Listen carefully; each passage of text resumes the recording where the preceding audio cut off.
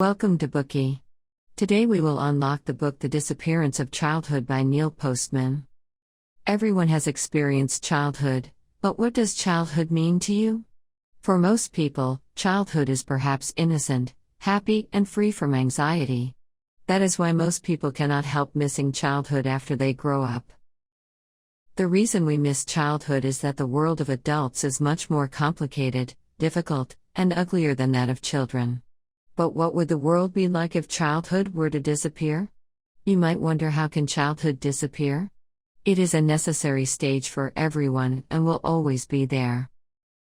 But look around you, children are becoming more like adults in terms of both clothing and behavior. They compete with adults on quiz shows. They participate in games with adults on variety shows. They have clear logic and reasoning in their speech like little adults. On the other hand, some adults consider themselves to still be children, and they are unwilling to face the world of adults. All of these social phenomena serve as a warning to us: the distinction between children and adults is blurring, and childhood is disappearing.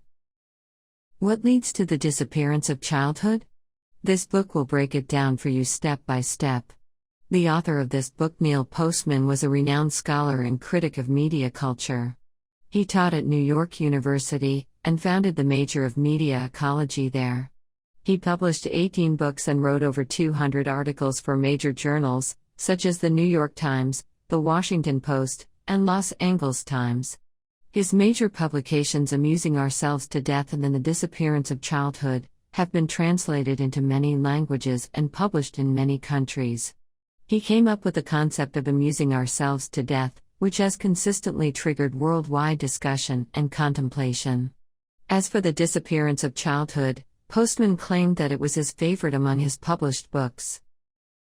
Postman wrote this book because he noticed how childhood was disappearing in daily life. The rapid disappearance made him feel distressed and sorrowful. He demonstrated evidence of the disappearance of childhood to the world with this book, hoping to draw people's attention. At the same time, as a scholar of media culture, he discovered through observation the key impact media had on the invention and disappearance of childhood.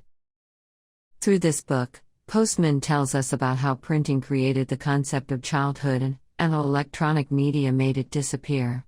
Through his observations and professional knowledge, he provided us with a theory that could explain the phenomenon of the disappearance of childhood. By the way, this book was first published in 1982. When it was republished in 1994, Postman added some new content to it based on the original book. Now, we will unlock this book for you in 3 parts. Firstly, where does childhood come from? Secondly, how is childhood disappearing?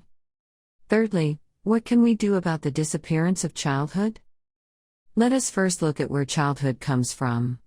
Speaking of children, our first response might be that this is a group of people that are weak, need protection, and are the object of education. According to the United Nations Convention on the Rights of the Child, childhood is separate from adulthood, and lasts until 18. It is a special, protected time, in which children must be allowed to grow, learn, play, develop and flourish with dignity.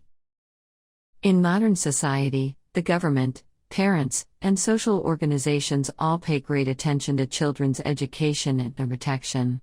People assign special holidays for children, publish books that are specially written for them, design children's clothing, and so on. People often consider childhood to be a biological concept and a product of nature. But Postman emphasizes that childhood is a social product and does not belong to biology. It was created around the 15th and 16th centuries, and continues to exist even now after continuous refinement and cultivation. In the Middle Ages, the concept of childhood did not exist. During that time, children lived in a world where spoken language dominated. They learned knowledge mainly by listening rather than seeing, and most people could not even read. According to the book, a 7-year-old child could already handle language. He could speak and understand everything adults said and were capable of understanding, and could learn about the secrets of adults from word of mouth. When children turned 7 years old, their infancy had ended and they had entered into the world of adults. In the Middle Ages,